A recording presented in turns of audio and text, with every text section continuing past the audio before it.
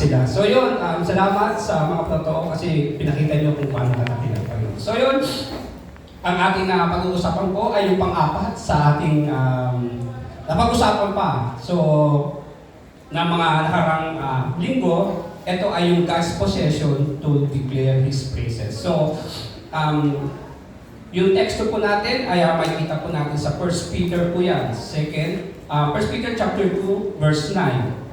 Sabi diyan, that you may declare the praises of Him who called you out of darkness. So, kung sa Tagalog po, sabi niya dito sa unang Pedro, chapter 2, tsaka verse 9, isabi, ngunit kayo ay isang lahing pinili, maharlikang pari, isang bansang hinirang, bayang pag-aari ng Diyos, pinili upang magpahayag ng mga kahangahangang ginawa niya. Siya ang tumawag sa inyo mula sa kadiliman patungo sa kamahamanghang kaliwanagan. Tayo po manalangin.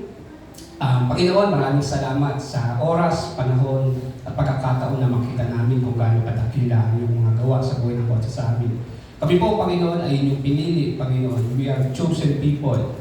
Ganyan din po, Panginoon, kami po ay binigyan mo ng kakakilanlan bilang isang priesthood, Panginoon, na magdideklara ng iyong tapakan sa buhay ng bawat sa amin. At ang identity namin bilang isang holy nation ay makita, Panginoon, sa bawat sa amin. At pagpalain mo, O Diyos, ang tinapay at tubig na aming pagsasalusaluan sa umagang nito. Bigyan mo ng kaalaman, Panginoon, katalino ng iyong lingkod upang mabigyan, Panginoon, ng kuliguran ng iyong pangalan sa pamamagitan niya. Salamat po, Diyos, sa iyo po ang magpulit pa. Salamat sa pangalan ni Jesus. Amen at amen. So yun, tignan po muna natin yung power of transformation. So bakit kaya natin titignan yun? Mamaya makikita natin yung the power of transformation. Kasi mamaya, pag-uusapan natin, bakit ba tayo God's possession? Bakit ba tayo pinili? So yun, dapat merong nangyaring transformation. Magandang umaga po sa ating mga lahat ulit. At ang serye tungkol sa ating bagong pagkakakilanlan kay Kristo. Kaya sabihin sa katabi mo, you are chosen people. You are a royal priesthood. And you are a holy nation. So yun, ito po yung ating panghuli. Ay ang ating pagdideklara ng praises o yung ating pagkatawag, yung kanyang kadakilaan. Kaya natutuwa ako kasi naging tama siya dun sa testimony na meron tayo. So yun, ang isang illustration na ginawa natin dito ay yung before and after photos. So, hindi lang ito makikita sa mga home renovation o yung weight loss journey ko. Sabi nga ni Pastor kanina, sabi ko nga, huwag na sana itong gamitin muna kami sa first Sunday na. So, ako nga, nakakatuwa na ako pala yung unang nagamit. So yun, kung titignan niyo po yung home renovation, alam ba, nanggaling tayo dun sa music stand na tinatawag, and then dumating tayo sa ganito. Yung galak na meron tayo, yung mga pagkakataon na nakita natin yung tinupad ng Panginoon yung pangako niya. Kasi alam ko, second Sunday lang yata ito na-present ni Pastor Allen. And then, ito na, bago natapos yung buwan, ay natupad na ako. So, tinugon na ng Panginoon. So, ganoon din yung weight loss journey. May kita tayo na, ayun nga, kaamustahin ko yung mga, yung malapit kasi matapos yung taon ngayon. So, yung mga pinangako natin nung bago pumasok ang taon ng 2025, kamusta yung mga New Year's resolution natin. So may dalawang buwan pa. So pwede nyo ayusin. So yun, tingnan mo ang iyong bagong bahay, mula sa luma, marumi at sira-sira, naging bago, maliwanag at matibay. Tingnan mo ang isang tao na naging seryoso sa fitness. Mula sa mahirap huminga, naging malusog at punong-puno ng sigla. So yun yung power of transformation. Tingnan natin, bakit powerful ang mga ganitong paglalarawan. Sabi dito, dahil ipinapakita nila ang pagbabago, yung changes, and yung transformation. So ganito po yan, transition to our testimony, ganoon din ang buhay bilang isang Kristiyano. Hindi ito tungkol sa before and after na selfie, kundi tungkol sa spiritual transformation na ginawa ng Diyos sa atin. So kung titignan niyo po yung mga patotoo, yung mga bagay na kanilang binigyan emphasis kung paano kumilos ang Panginoon. So tingnan natin, ang transformation na iyan ay siyang pinagmulan ng ating mga patotoo. So, kaya nga po yung introducing text na meron tayo, yung kay sinabi ni Apostol Pedro, tayo ay tinawag para sa isang layunin, that you may declare the praises of Him who who called you out of darkness into wonderful light. So yun po yung pinaka-power ng transformation. Kaya tingnan naman natin yung defining phrases. So tayo po ay nagkaroon ng pagkakataon na mag-transform o nagkaroon ng panibagong buhay dahil tayo ay pinili. Tingnan naman natin yung defining phrases. Kasi ito yung gustong ipagawa sa atin ng Panginoon. Ang salitang declare the praises o yung aretay sa Grego, aretay, ay hindi lang tungkol sa pag-awit. Di natin sinasabi na masama yung pag-aawit po. Tinutukoy ko na hindi lang po sa pag-aawitan. Nangangahulugan din ito ng pagdedeklara ng kanyang kadakilaan, yung excellencies, yung tinatawag, yung kabutihan, goodness, at yung mga kamangha-manghang gawa, yung mighty acts. So, kung titingnan niyo po, yung kadakilaan, yung excellencies, yung kabutihan, yung goodness, at yung kahangahangang gawa, yung mga mighty acts, yung po yun na nakikita natin. So, it's not just singing, it's a living proclamation. It's showing that word, the excellent character of God based on what has done for you. So, yun po yun, yung power of transformation and yung defining phrases. So, nakita na po natin yung kalagahan ng kakaroon ng transformation and then kung paano natin dadakilain ng Panginoon. So, tingnan po natin, pasok po tayo sa una nating point po. From darkness to light, yung foundation of our testimony. Titingnan natin yung reality of darkness. So, the past states, tandaan na tayo ay tinawag mula sa kadiliman. Ito ay ang ating before. So, ang kadiliman ay hindi lang simpleng kawalan ng liwanag, kundi ito ay simbolo ng kasalanan, kawalan ng pag-asa, at pagkakahiwalay sa Diyos. So, kung titingnan niyo po, ang realidad po ng kaliliman, kaya ito ang ating before. So, sa simpleng pagkawala ng liwanag, nagsisimbolo tayo ng tayo ay makasalanan, kawalan ng pag-asa, at pagkakahiwalay sa Diyos. So, ang biblical example po natin dyan ay bago dumating si Kristo sa atin, tayo ay walking dead. O yung tayo ay yung mga taong naglalakad ng patay. Sumusunod sa principle of the power of the air. Sa Ephesians chapter 2 verse 1 to 3, yun po niyo makikita. Ang kadiliman ay pagiging alipin sa ating sarili at ng mundo. Kaya kung makikita niyo po, yung mga issue na sa panunod niyo po ng balita, yung mga mayayaman, parang kulang pa yung kanilang nakukuha. Kaya nagkakaroon ng malalaking issue po ngayon. So, hindi ko po alam kung nabalitaan niyo po na may sumabog na computer set or PC. So, hirap po talaga maunawaan kung ganung sinabi. Pero, ganun talaga yung realidad ng mundo. So, yun yung pagkakahiwalay po talaga natin. So, naalala niyo po ba yung, ito po yung illustration natin na sa panahon ng brownout o sa buong barangay, lahat po ay madilim. Hindi mo makita ang daan, hindi mo makita ang mukha ng katabi mo, hindi mo alam kung saan ka tatapang. Dahil sa kadiliman tayo ay madaling madapa, magkamali at masaktan. So, kung tignan niyo po yun, ganun pala yung senaryo na pagiging bilong sa kadiliman. So, ang kakaroon po ng setting ng mapagkakaunawa sa pagiging realidad ng darkness sa buhay ay mauunawaan natin. So, bakit humahantong sa ganun? So, tayo po ay to call into wonderful life. So, pag ganun nakita natin yung realidad ng darkness, kung bakit yung tao ay mas pinipili niyang angkinin kahit yung hindi sa kanya kasi mas pinipili niyang pupurihan yung sarili niya o yung mundo. So ito naman tayo ay the call to wonderful life. Sabi niya dito, the divine intervention, ang Diyos ang tumawag o nag-call sa atin, hindi tayo ang naghanap sa liwanag. Ang liwanag ang dumating sa atin. So, sabi niya, si Kristo ang liwanag ng sanlibutan. Sa John 8 chapter 12. Ang kanyang liwanag ay hindi lang illumination o yung pagbibigay alam, kundi salvation, kundi kaligtasan at transformation ang pagbabago. So, pag tayo po ay nakaranas ng divine intervention, ito po ay hindi lang illumination, yung pagkakaroon ng kaalaman, kundi dapat magkakaroon din ng kaligtasan at transformation o pagbabago. So, kung niyo po, we are called to the wonderful light. So, ang Diyos po ang nauna po. At siya po yung nagkaroon ng initiate para tayo ay magkaroon ng maging isang ilaw. So yun, the transformation. Sabi niya dito sa Ephesians 5, chapter 5, verse 8. For you were once darkness, but now you are the light of the world. Walk as the children of light. So, tingnan niyo po kung tayo po ay tinawag. Kaya nga po, napakaganda ng illustration ni Ate Sharon. Yung nakaraan na tayo po ay, kung ano yung identity mo. Kung ikaw ay pinili ng Diyos at nakita mo yung sarili mo na isang diamante o isang diamond na kahit na nasa putik o ikaw ay nasa kadiliman sa mabahong area, hindi nawawala yung value mo. Diamond is diamond pa rin.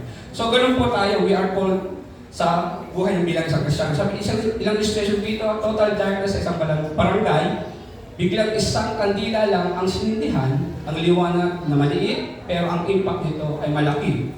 Ang dilim ay hindi kayang lunukin ang liwanag. So, ganun po yun. Kung ano man yung situation sa buhay, kung ano man yung mga bagay na nakikita mo na hadlang para ikaw ay magliwanag dahil sa sitwasyon mo, dahil sa mga naging patotoo mo na, hindi na maratanggap ng tao. Hindi po yun. No, yun po ay panlililang ng kaaway. So, para ating ma-application po to, ang ating patotoo ay nagsisimula sa ating simpleng pagkilala. Ang dating ako ay kadiliman, pero ngayon dahil kay Kristo ay liwanag na. So, kaya tayo ay nagde-declare ng kanyang praises dahil iniligtas siya tayo mula sa kadiliman. So, yun po yun. Yun po yung declaring the praises. So, kung tignan niyo po sa kasaysayan ng paglikha, sa Genesis chapter 1 po to, hanggang 4. Kung meron po kayong mga Bible, tingnan niyo po natin. Sabi niya po dito, Genesis chapter 1, verse 1 to 4. So, kung nakita niyo po, samahan niyo po ako. Sabi niya dito, nang pasimula ay nilikha ng Diyos ang langit at lupa. Ang lupa ay walang hugis o anyo. Dilim ang bumabalot sa kalaliman at kumikilos ang Espiritu ng Diyos sa ibabaw ng tubig. Sinabi ng Diyos, magkaroon ng liwanag at nagkaroon nga. Nasiyahan ng Diyos nang ito'y mamasdan, pinagpukod niya ang liwanag at dilim. Kung titignan niyo po dito, sa verse 4, sabi niya dito, nasiyahan ng Diyos nang ito'y makita. Kung titignan niyo po sa ating buhay, at kung totoo tayo mga Kristiyano, ang ini-aim po natin kung paano mapapasaya ang Panginoon. Pero doon pa lang sa pagkakaroon ng ikaw ay in-embrace mo na ang pagiging liwanag, doon pa lang pala ay nasasayahan na ang Panginoon. So, it's a great privilege po sa atin na makita na doon ka tayo katignan ng Panginoon. So, tingnan natin yung pangalawang punto po. Declaring through words o yung sharing the gospel boldly. Sabi dito, the necessity of the proclamation. Sa Romans chapter 10, verse 14, sabi niya dito, the question, how then they will call on Him in who they are not believed, and how they are not believed in Him whom they never heard, and how they to heard without someone preaching. So sa Tagalog po, tingnan po natin sa Roma 10:14. May mga Bible po kayo. So Romans 10:14, sabi niya dito, paano naman sila tatawag sa Kanya kung hindi sila sumasampalataya? Pwede na tayong mag-cut doon eh. Sabi, pwede na natin i-justify yun na hindi sila sumasampalataya kasi hindi naman sila tumatawag eh. Pero ang gusto kong ipakita natin dito na hindi yun yung dapat natin maging argumento, kung hindi, mas malalim na pa natin yung pananaw. Sabi niya dito, paano naman sila sasampalataya kung wala pa silang napapakinggan tungkol sa Kanya? At paano naman sila makakapakinig kung wala pang nangangaral sa Kanya? So yun po, yung declaring true words ay kung tayo po ay nagkaroon ng tamang transformation, alam natin kung paano natin i-declare yung praises, at magkakaroon tayo ng tamang proclamation, ang lahat po ay magkakaroon ng liwanag. So tayo po ay gagamitin para sa liwanag. Kasi minsan, ang nagiging senaryo ng isang mananampalataya ay hindi naman sila sumasampalataya eh. Ay yan yung pinakagusto nila. So, dapat tayo, bilang mga mananampalataya, dapat malaman din natin na tayo pala ay kasangkapan. Magiging gamit ng Panginoon para parangalan sila. So dito, the task of a priest o yung naging identity natin, royal priesthood o bilang isang priesthood, ang ating tungkulin ay hindi lang mag-alay ng papuri, praises, or pagsamba, worship, kundi mag-intercede at mag-proklama. So yun po yun. Ulitin ko po, bilang isang mga royal priesthood na tinanggap talaga ng totoo, kanilang identity, ang ating tungkulin ay hindi lang magbigay papuri at pagsamba, kundi mag-intercede at mag-proklama. So hindi po natin sinasabing wag tayong magkaroon ng praises and worship. Isa part po yun na pagdideklara din. Pero mas more on pa, we have to be intercede and we proclaim. Tabi dito, yung analogy na meron tayo dyan is yung news anchor or local example natin. Isipin ng isang news anchor na naka-air. Nagbo-broadcast siya ng hindi tahimik, hindi siya nagbubulungan o hindi siya bumubulong, kundi ang boses niya ay loud and clear. Bakit? Dahil mahalaga ang salita ng kailangan nila marinig. So kailangan ganun din po tayo ka-eager. Kaya nga nakakatawang isipin na may mga nagtestimony kahit maliit, kahit malaki, ganun kadakila ang Panginoon sa buhay nila. So yun, ang ating balita ay ang gospel, ang pinakamahalagang balita sa kasaysayan ng tao.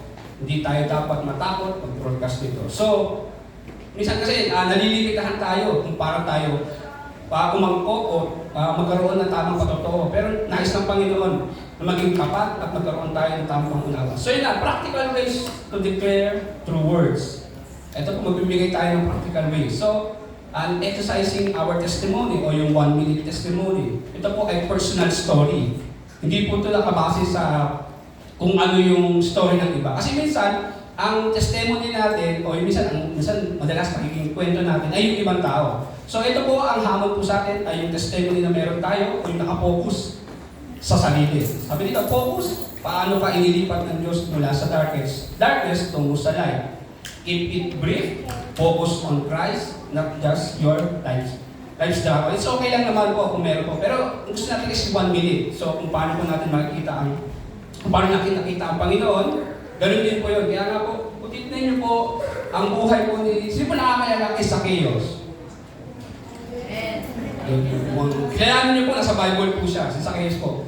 Ang character po niya isa, siya po yung umakyat. Kasi dahil sa hindi siya binayaan ng ganong malaking height, so umakyat siya sa umakyat siya sa puno para lang makita ang Panginoon. Pero yung nakita siya ng Panginoon, sabi niya, pwede ba kami kumain sa bahay mo? So yun, makikita natin na to make the long story short, ano lang po, sabi niya, ibabalik ko. Kasi siya po ay isang tax collector, at ang nangyari po ay na-encounter niya ang Panginoon, and then nagkaroon siya ng pagkakataon para, sabi niya, ibabalik ko ng higit pa. Gusto yung sa mga kinuha ko. Pero ganun po yun, na yung personal story na meron tayo, kung gaano kumilos ang Panginoon. And then si Saul, kilala niyo po si Saul, bago siya naging Paul.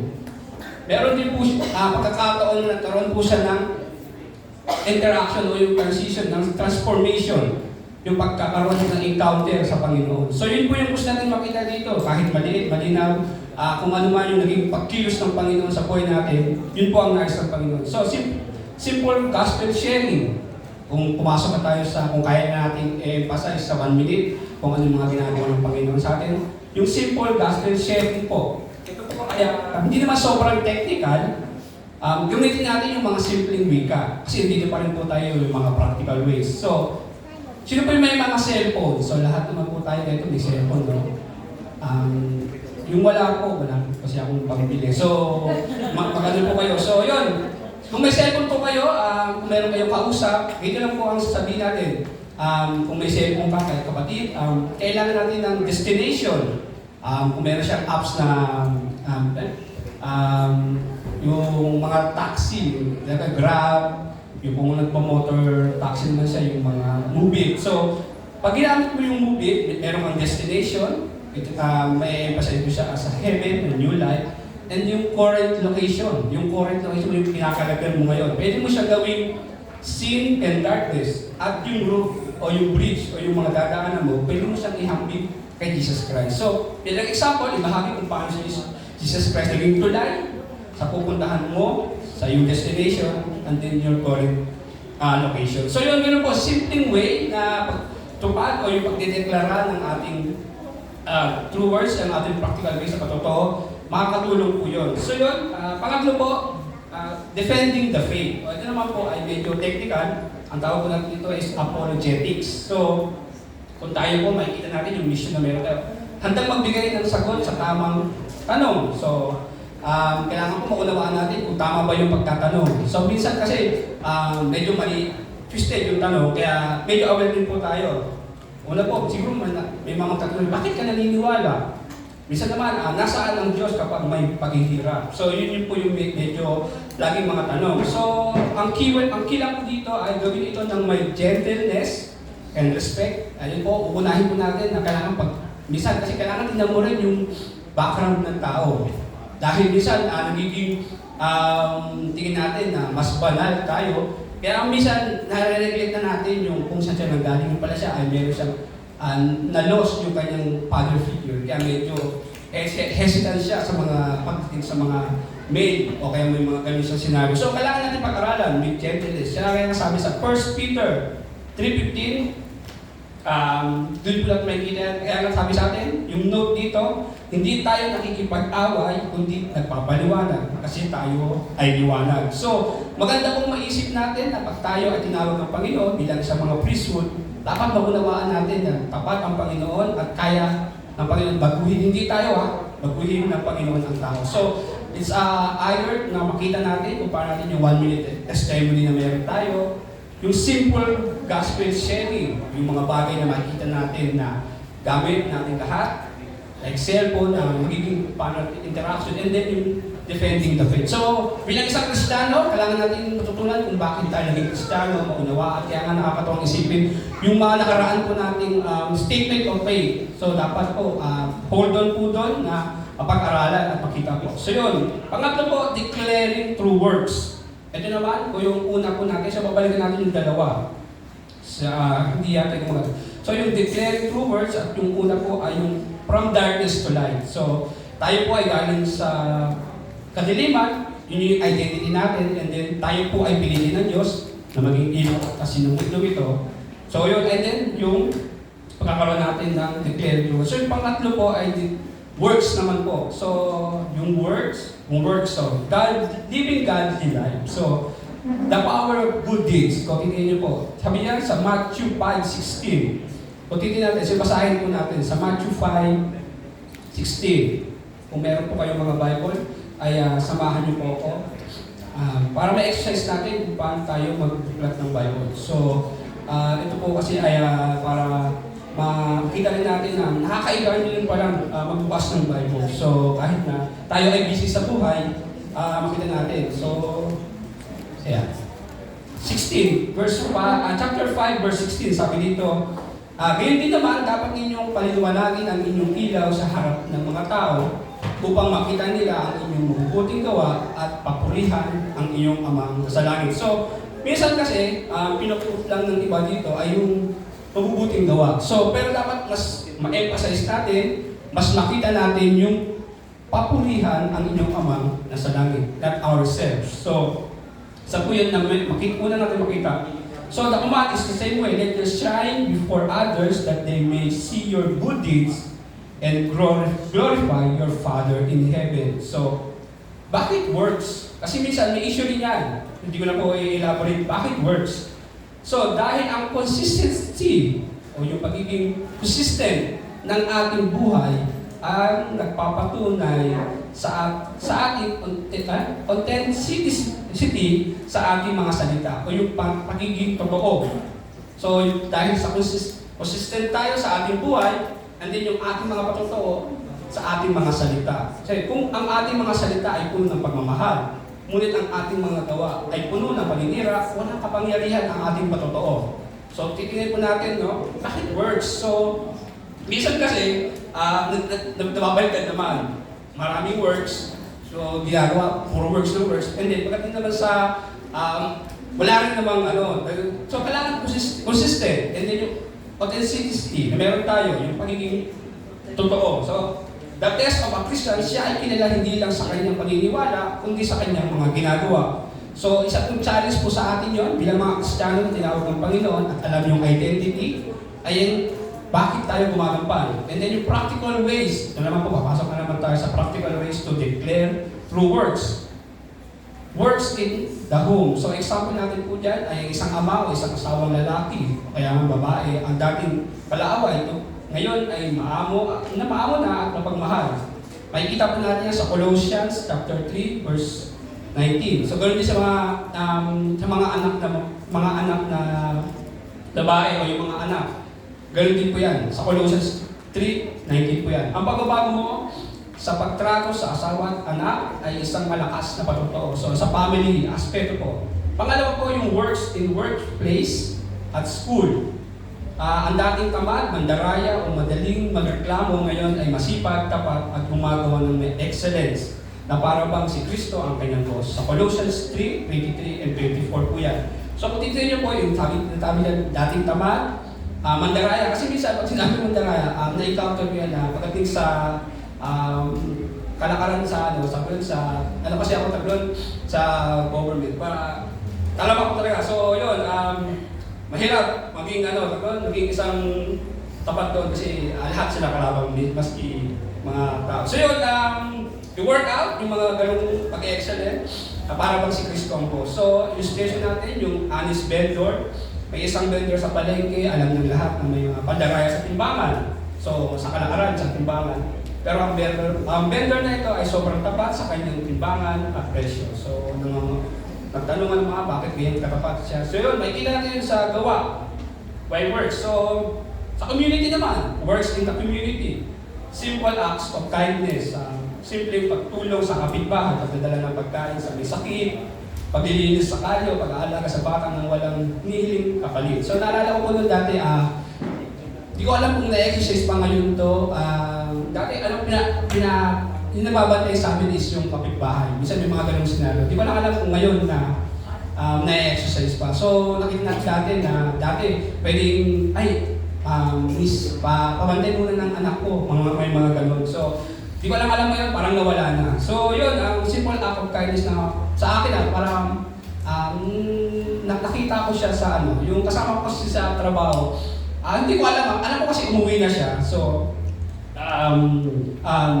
nagulat na lang ako, bumalik siya. Sabi niya, di ko naman gustong i-invalidate yung nararamdaman niya. Kinuwento lang niya sa akin sabi niya, Sir, lalaki to si Sir Art, sabi niya, namatay na yung pusa ko. Sabi ko, alam mo talaga bumalik? Pero hindi ko sa isip ko lang, alam mo bumalik sa akin para sa video. So yun pa lang, sabi ko, kailangan, sige, Sir Art, makakalungkot naman si pero sabi ko, hindi ko parang ko sabi ko, may mahal na yung pusa, mahal na yung paano gano'n. Pinaano yun may asthma daw sa mata, parang gano'n. May mga gano'n palang sakit, so pinaoperahan niya. So sabi ko, hindi ko alam kung paano, sige, Sir Art, uwi ka na para maano na. So, sabi ko, parang gusto ko i-validate. Pusa lang yan. Sabi ko, kinorek na ng Panginoon. Kailangan mo rin magkaroon ng heart para sa kanila. So yun, it's a small way po na kasi sa ako talaga, honestly, siyempre may mga alaga naman akong nakakasama din ako, may mga alagang mga hayop. Pero sabi ko animal is animal. Yun yung stand ko. Pero sabi ko parang pinaliwanag sa akin po yun, kung ano yung grip na meron yung tao, samahan mo. So yun, nakakatawa na pinalala sa akin ng Panginoon yung gano'n. So kasi yun yung stand ko So nakorek ako doon. So may mga ganong simpleng lang po sa mga ating mga community, sa kapitbahay na meron tayo, na parang natin ko, parang i-invalidate ko pa yata yung how to respond. So yun. So doon po natin nakikita yan sa mga gawa na meron tayo.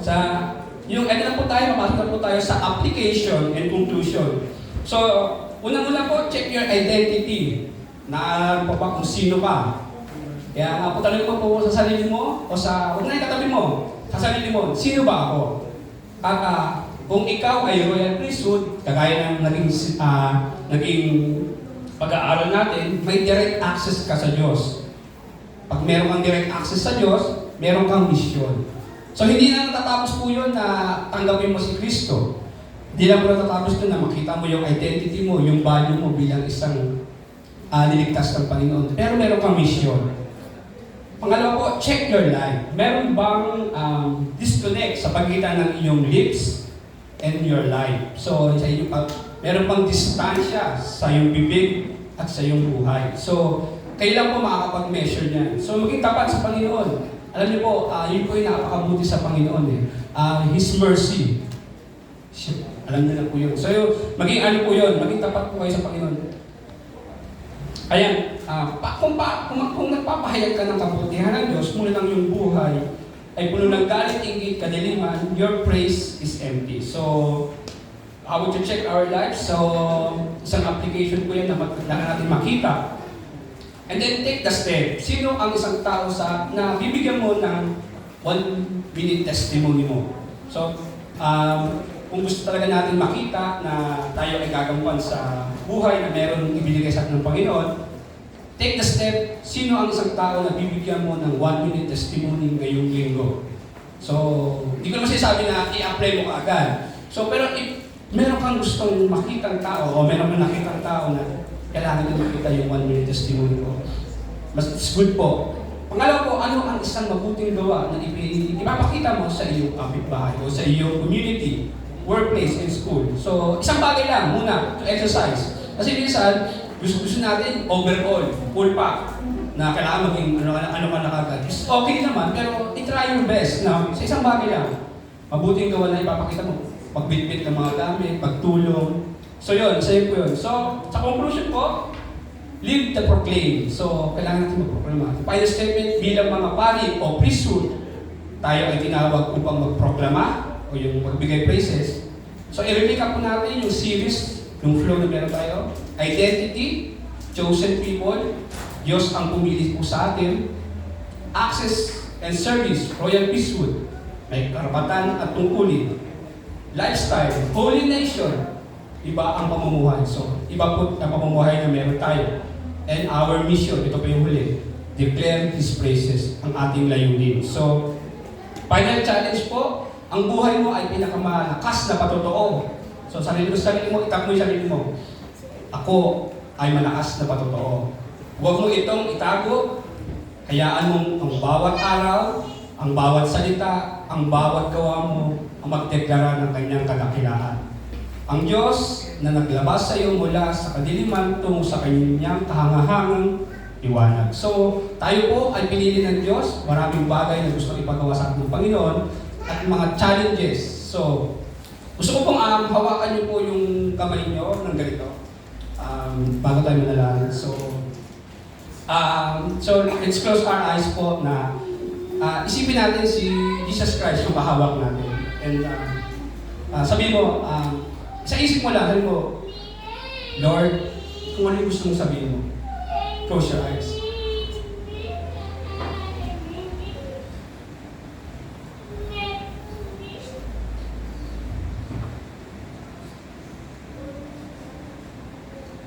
Panginoon, maraming salamat sa pagkakataon na nilabas mo kami sa kadiliman, paghihirap, sa mga bagay na nakita namin, Panginoon, kung gaano kami kahirap ang sitwasyon. Mula ngayon, Panginoon, naging tapat kayo sa buhay ng bawat isa. Ang mga pagbabago, mga bagay na aming nakikita, pagalakan ng iyong puso, Panginoon. Ang mapapurihan ka sa lahat ng pagkakataon. Naisin din namin, O Diyos, na makita, Panginoon, ng buhay na nakatalaga, Panginoon. Kukumit, Panginoon. Hindi man sapat, Panginoon, hindi man perfecto, pero ang nais natin ay bigyan ng papurihan mo yung pangalan. Salamat sa mga pagkakataon, sa testimony ng aming buhay, na maging siyang maging totoong dakila kayo sa buhay ko sa amin. Hindi na kami, Panginoon. Salamat po, O Diyos, sa series na meron kami, nakita namin kung gaano kami kahalaga sa iyo, kung gaano kami magiging kapartner, Panginoon, sa pag-kilos ng Panginoon. Pero din ang aming misyon upang makabahagi na, Panginoon, ng lahat ng mga kakilala, tao, mag-anak, mga bagay na namin gagawin.